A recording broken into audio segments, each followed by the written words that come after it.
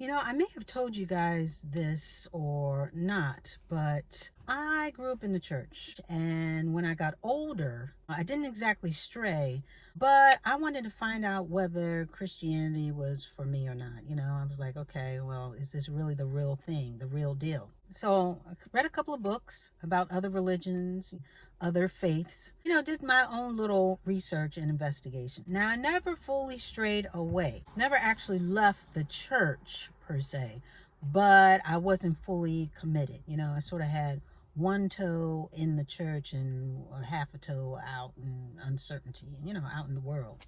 And while out in the world, I've been through some things and met some people that, weren't too savory or weren't too truthful. And I learned a lot about being out in the world. And I didn't have an epiphany moment, but it was like a calming. It was a wave of humility that came over me as I bumbled and stumbled through some trials and tribulations, that I needed God. I needed God fully in my life. And in realizing that, I needed to commit fully to Him. I am nothing without Him, and I can get nowhere successfully without Him. And that Jesus is truthfully the only way to get to Him, to get to God. I mean, His life, His sacrifice for a wretch like me, I knew I had to recommit. I knew I had to do right, not only by Him, but by me. I had to get right and get back into my faith as an adult with adult eyes, knowing that the world is uncompromising and knowing that I need Him in this world, in my life. So I got saved. And recommitted to my faith. And my faith grew stronger with every step. And in my growth of faith, my decisions became more congruent to His word. And I don't wander anymore. I don't wander or wonder anymore as far as my faith is concerned, as far as where my heart should be, as far as who is head of my life. There are no more questions that I have with regard to that. Now, nobody can make you love or follow God.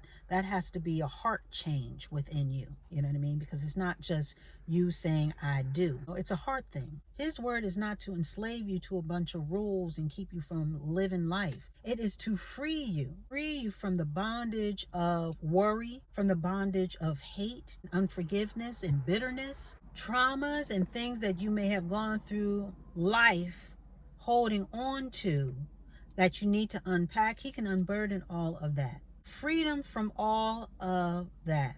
And especially now in these uncertain times, with everything going topsy-turvy, people are looking for answers. People are looking for a safe haven to not only place their minds, but also their hearts.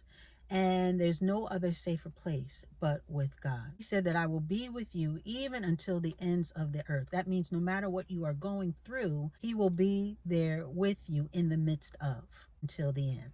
And some of you guys have been out there in the streets, for a little bit. You are realizing there is nothing out there for you. Trying to fill yourself up with something that the world cannot provide, that it could never provide for you. You know that there's just something amiss. There's something that's missing that you've been searching for but haven't found yet. And I'm here to tell you today that you need to come home. You need to come to a home where you're always welcome. You need to come to a home where the door is always open. You need to come to a home where your Father says, your loving Father says, where have you been? I've been waiting for you. I love you.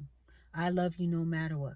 There are a lot of prodigal sons and daughters out there wandering the streets, wondering what you should be doing in your life. You don't have the answers and you don't know where to get the answers. Come back home. Maybe you never grew up in the church. Maybe you've never had a church home. I say try Him for yourself. And those who have been in the church, have been exposed to His word, but decided to try some other things on your own, you need to recommit. And for those who have left the church, maybe because the people weren't right, maybe you were betrayed and all they talked about was money and you were turned off by someone or something that was going on, Don't let these people and these experiences rob you of your relationship with God. Trust me, He's going to take care of them. But you make sure to take care of yourself and realign yourself with God, with the word, with your faith. Find a church home. Come on back. Prodigal son and daughter, come on back home. And you know something's not right in your spirit. You know God gives you messages every day. He shows you signs every day of where you need to be. You see it, you hear it. Maybe that's why you stumbled on this particular video. God will send out these messages and remind you of who he is and who you are to him. And it's time to come home. You tried everything else, but you haven't gotten anywhere. Unload your heavy burdens. Come home to where you are loved and you will be well taken care of. Submit to his authority and he will direct your path. He will open doors that have never been opened to you before. He will guide you in a way that you would have never even imagined. Come back to the Father who knows you so well and loves you so much. All those who once were and are now not, and those who never were believers. Prodigal son and daughter, it is time to come home. And with that, we are going to put a button on it.